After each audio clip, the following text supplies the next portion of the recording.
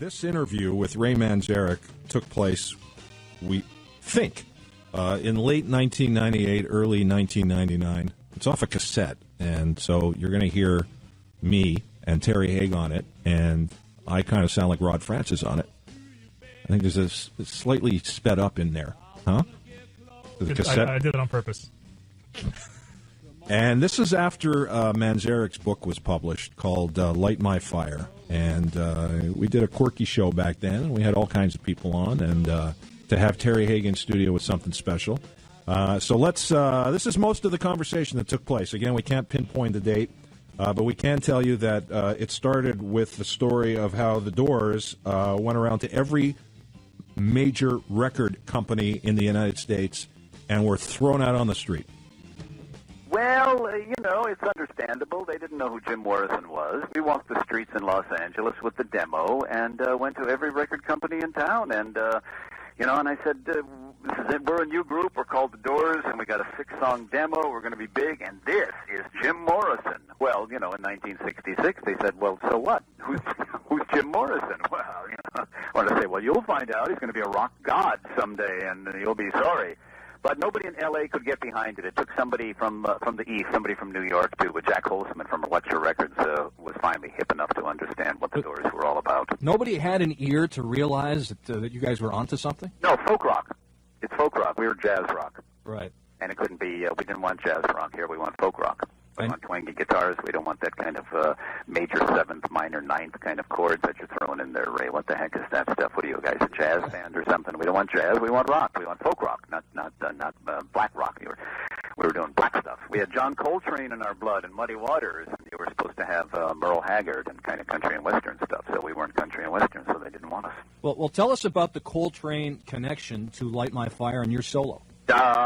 Coltrane solo in Coltrane plays and Elvin Jones and Jimmy Garrison and McCoy Tyner, one of my favorite piano players, and perhaps. Well, wait a minute. You guys are hip in Montreal. You understand this kind of stuff. I couldn't get away with this in America. They don't understand it. It's like, who's John Coltrane, let alone who's McCoy Tyner.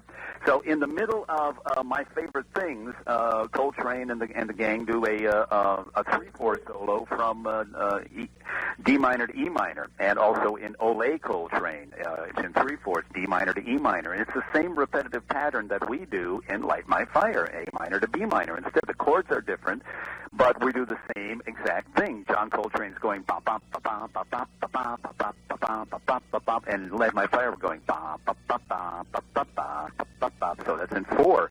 So the entire solo of Light My Fire is a 4/4 homage to John Coltrane and the marvelous John Coltrane Quartet. That's what we set out to do. We said, let's do Coltrane. Let's do my favorite things, except we'll do it in 4. So that's what it was all about.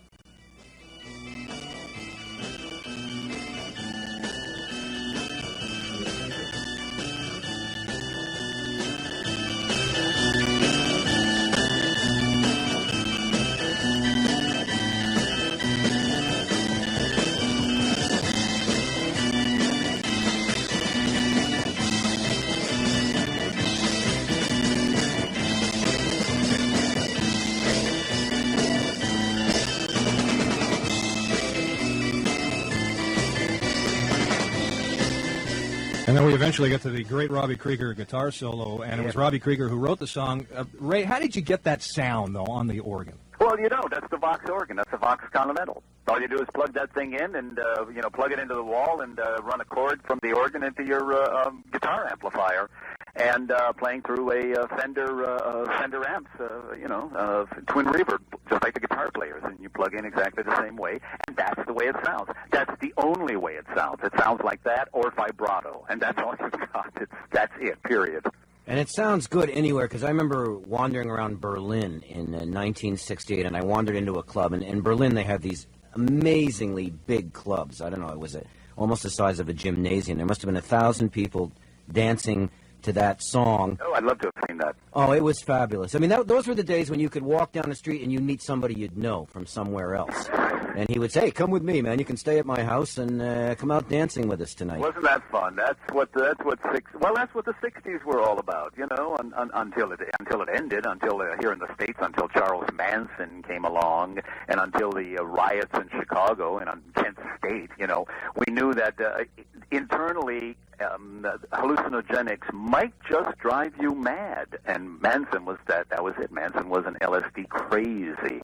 And then in Chicago, they beat the kids. And at Kent State University, they shot the kids. So it was like, hello, time for a wake-up call here.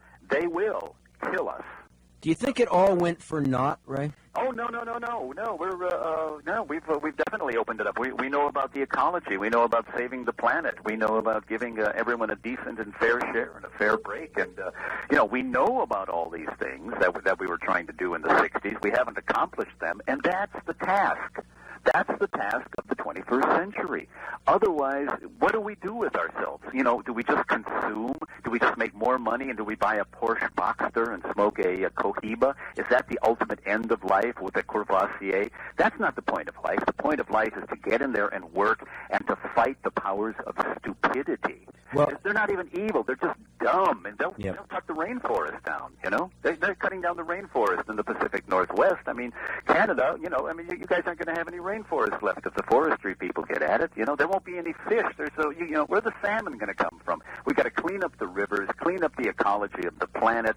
We've got to give everybody a fair shake. And the task of the 21st century is very large, but it's going to be a great deal of fun.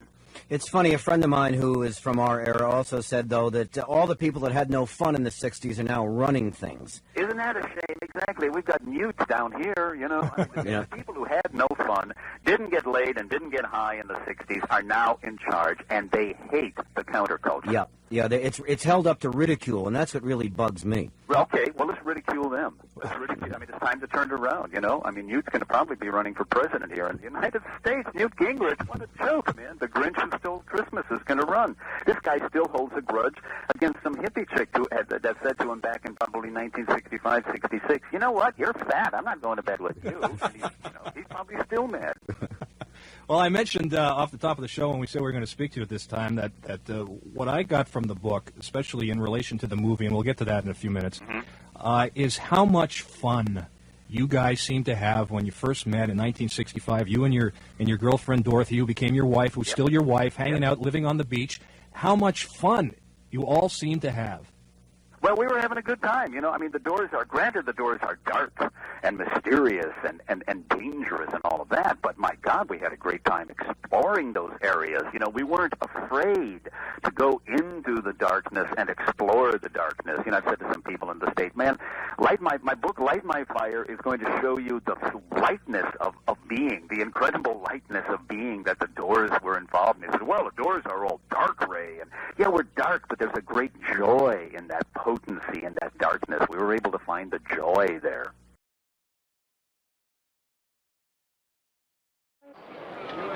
Name? Jim. Occupation.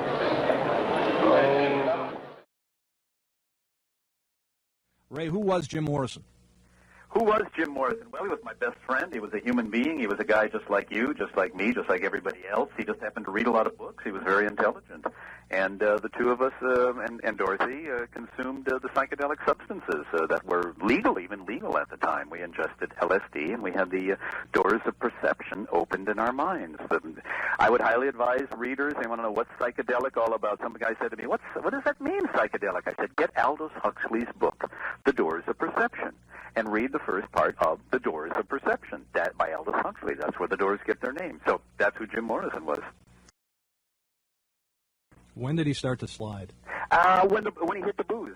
That's what it was. It was the booze bottle. Jim was fine as long as he was psychedelic. Have a little coke, have a little drop acid once in a while, smoke some grass, have some wine and beer. Once he started boozing, he started actually hitting the hard stuff. The whiskey and bourbon is what opened the doors to. Because he had the shaman's crack. The shaman is slightly split anyway, but you add booze into that. You put alcohol, liquor, hard liquor into that crack, and the demons begin to come out.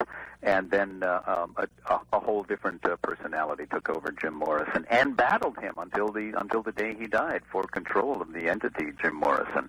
I believe that other person took Jim to Paris and killed him there in Paris. We have taken out 2 warrants for Jim Morrison. One of them is for indecent exposure. The other is for the use of obscene languages. during his performance at Dinner Key Saturday night.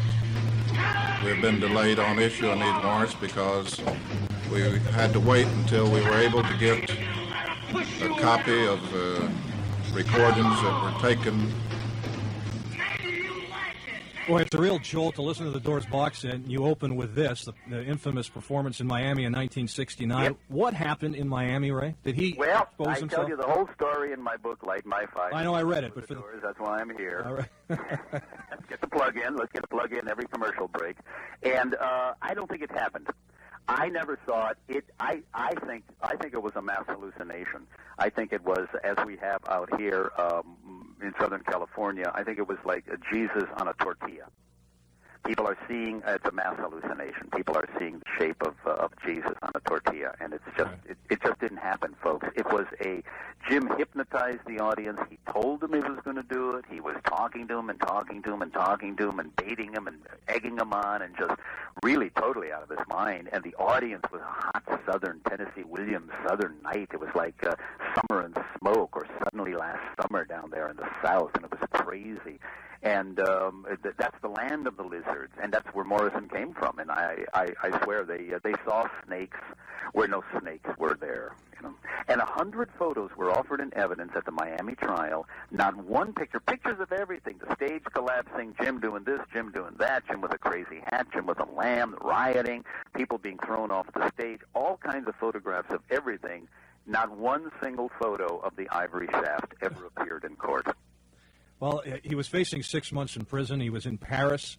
There's been so much conjecture, so many rumors, so many wild stories. And you say right off the bat, it's a great rat-a-tat-tat beginning to your book about all of the theories that led to the death of Jim Morrison in a bathtub in Paris in 1971. And you can't really shed light on it, can you? I don't know. I don't know either. Nobody knows. You know that? I mean, Pamela knows.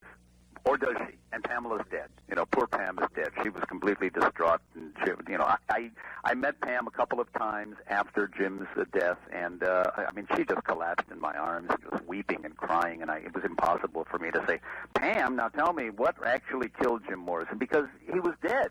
It was obvious he was dead from the way the poor thing was crying. And I couldn't just bring myself to ask her. So I don't think, you know what, I don't think anyone's ever going to know what killed Jim Morrison. I mean, it wasn't murder, you know, unless it was murder, you know, that would be a real tragedy. But he wasn't murdered, so we're never going to know. Was it drugs? Was it booze? Did he have a heroin overdose? Did he have a heart attack in the bathtub? I mean, we just don't know. All right, we got 30 seconds here, unfortunately. What if, the what-if question, if he hadn't died in Paris?